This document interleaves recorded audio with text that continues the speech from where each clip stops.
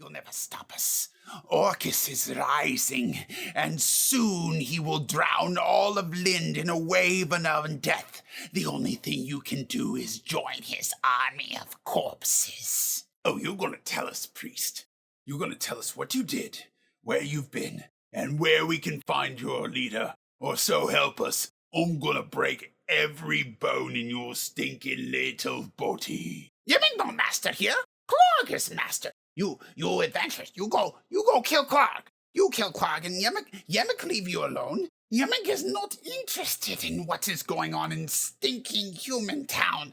Stay here with goblins. Once Clark gone, you go kill Clark. My name's James. I'm a dungeon master, and while you listen to me talk about all the things I think about prepping and running adventures for my players, there's some buttons down there for like and subscribe. I'd appreciate it if you punch those. And if you've got any thoughts about the video or anything in D&D related, drop those down there too. They help me grow the channel. As a dungeon master, at some point, your players are going to take somebody prisoner. It might just be some guard that they've decided knows something, even though they clearly don't. Or it's an evil cult member, or it's a sniveling goblin. And because whoever this is doesn't want to just go along with the players, or can't, the players decide that they're going to use violence. They're going to intimidate this person. Intimidation is a skill that the player's handbook tells us we use whenever a player wants to use threats, hostile actions, or violence to try to influence an NPC to do a thing. So you call for that roll against the evil cultist, and the players roll a natural 20. What does the evil cultist do? Traditionally, most dungeon masters just default to fear. This person will now say whatever they have to say, do whatever they have to do, give whatever they have to give to get the players to go away, leave them alone, and leave them alive. They just want to get out of this situation with their life intact. If you fail to intimidate them, they're now angry. They want you to go away. They'll call the guards. They'll attack you. They'll be hostile to you because you tried to intimidate them. That's a perfectly reasonable response. It's what I use with most of my NPCs. But there are some NPCs where that kind of doesn't fit.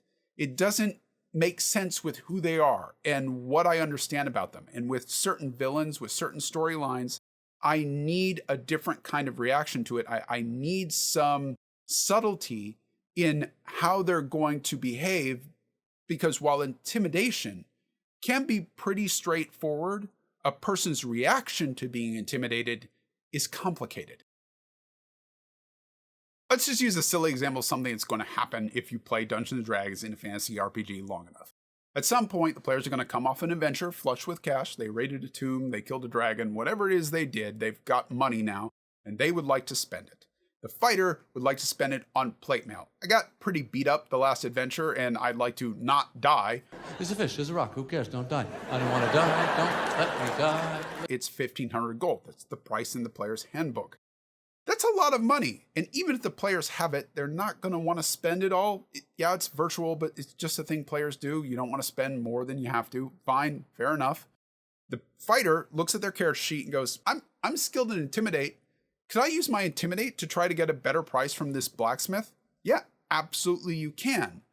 But I want to know, what exactly are you doing to intimidate this person? Are you trying to use violence? Are you just making a nuisance of yourself and throwing their stuff all over the place and just being a jerk?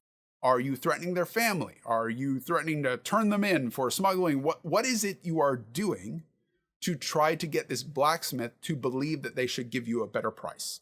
I need to know a few details about my blacksmith and who this person is to understand how they would react to those intimidation checks.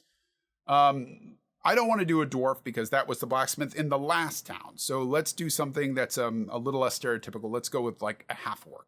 And because it's me in my videos and my half-orcs and orcs are basically Klingons, he's a Klingon. Let's go with Blacksmith Worf. And Blacksmith Worf, I need a little bit to know about their backstory. A classic thing for someone in a fantasy world. They were conscripted by a king. They served in the king's army. They were, maybe they're soldiers of fortune. They were mercenary. They were hired by the king. They got paid. They used that money to open a blacksmith shop because as a smith, I'm less likely to be conscripted again because the person that is making the weapons is more valuable to a king than the person that is using the weapons. Okay, I kind of know who this person is now. What are you doing, player, to threaten this blacksmith? I'm a fighter, so can I use violence? Can I use maybe my strength score instead of my charisma score to threaten them? It's a pretty extreme reaction, but sure, we're going with it for a moment. The Dungeon Master's Guide does allow you to swap out stats and say, sure, use your strength instead of your charisma for intimidate. It makes sense. You are threatening violence. Somebody with muscles seems more threatening for violence than just the bard with a lot of charisma that's kind of sitting there going, hey, no, we'll break your fingers.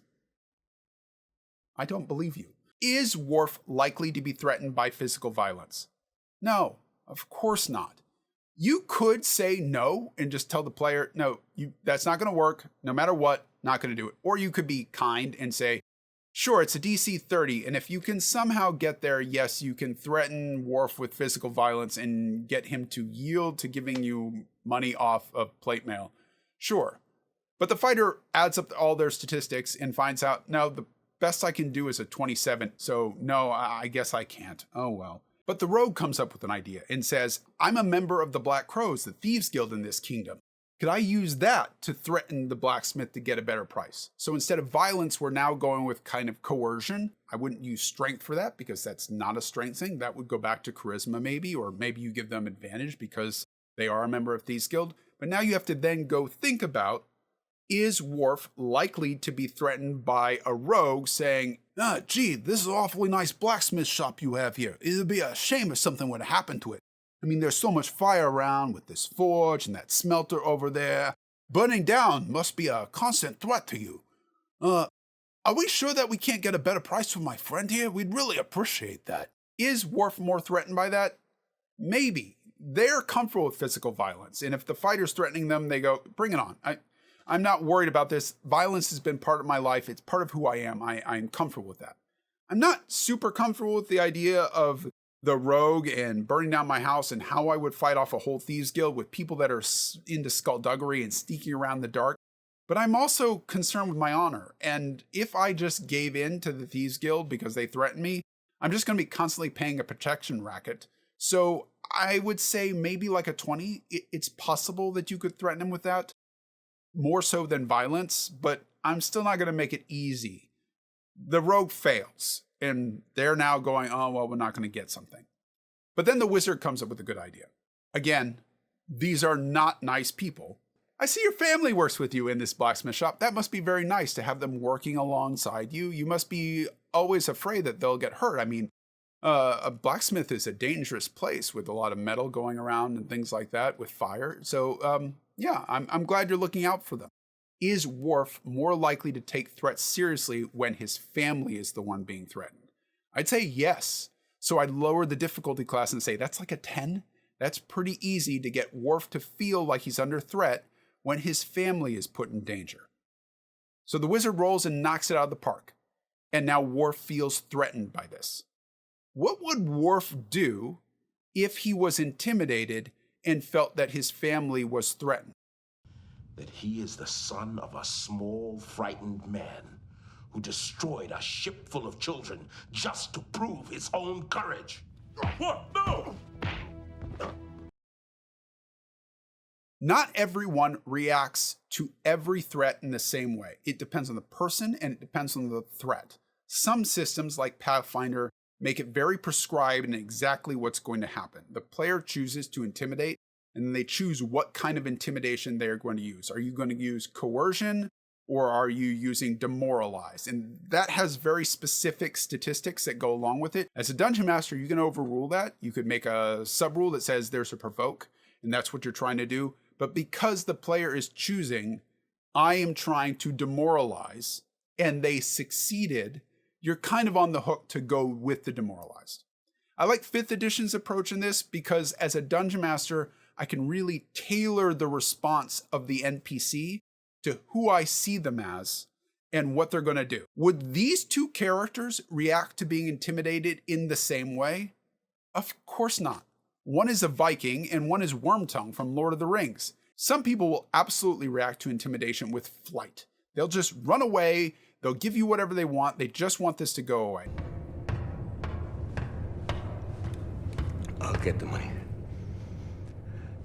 Tell them I'll get the money. And even if they weren't normally going to do that, if you put someone that they care about in danger, now they will concede. While I am comfortable with defending myself and threats against me and bodily harm against me and putting my own life on the line, when you put someone I like or an innocent in trouble, now I can't stick to my morals and my compass. Am I willing to protect this information or this object or whoever it is that I'm answering to over the life of this other person?